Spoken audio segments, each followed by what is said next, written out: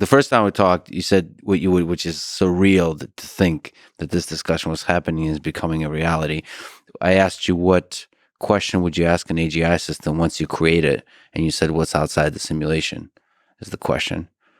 And good question. Yeah, but it seems like with Grok, you started literally the system's goal is to be able to ask such questions, to answer such questions, and to ask such questions. Where are the aliens? Or the aliens? That's one of the Fermi paradox question.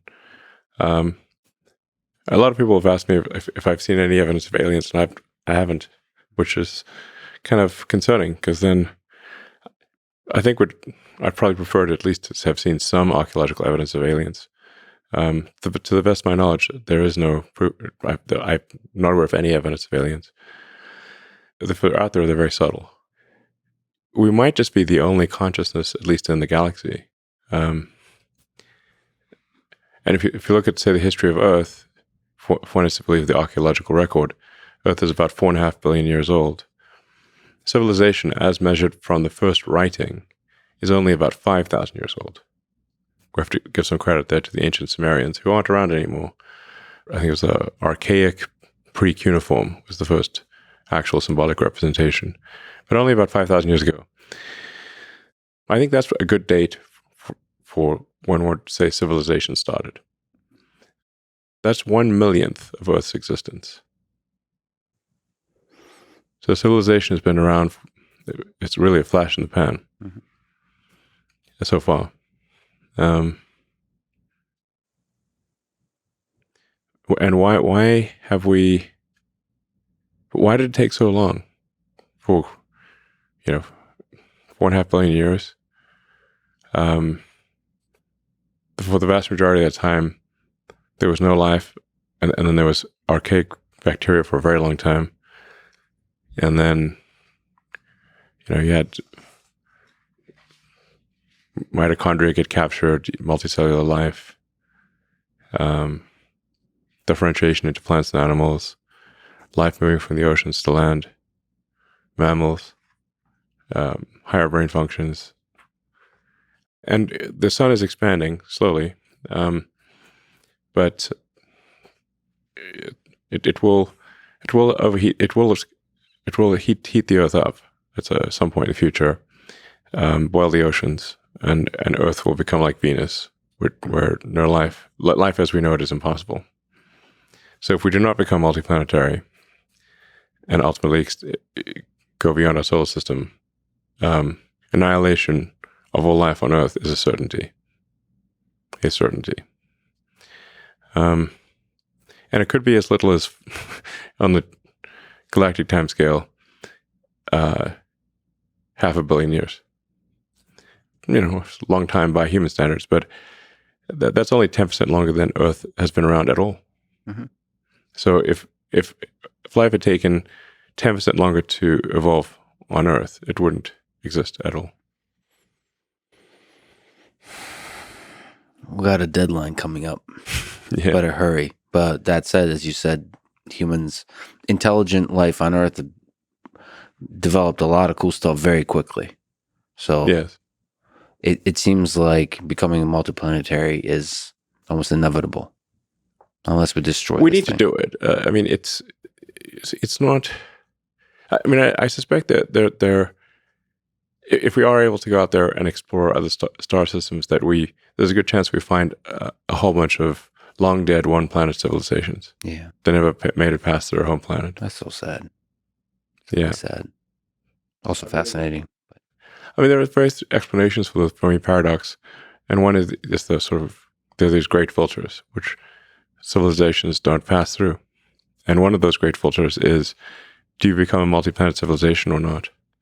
And if you don't, it's simply a matter of time before something happens on your planet, either natural or man-made, that causes us to die out, like the dinosaurs. Where are they now? They didn't have spaceships. So I think the more likely thing is, because just to empathize with the aliens, that they found us and they're protecting us and letting us be. I hope so. Nice aliens. Just like the tribes in the Amazon. the uncontacted tribes were protecting them. That's what. That would be a nice explanation. Or you could have like what was it? I think Andre Karpathy said it's like the ants in the Amazon asking, "Where's everybody?" Well, they do run into a lot of other ants. That's true. They have these ant wars. Sounds like a good TV show. Yeah, they literally have these big wars between various ants. Yeah, I'm just dismissing all the different diversity of ants. You should listen to that Werner Herzog talking about the jungle. It's really hilarious. Have you heard it? No, I have not. It's awesome. But Werner Herzog is away. You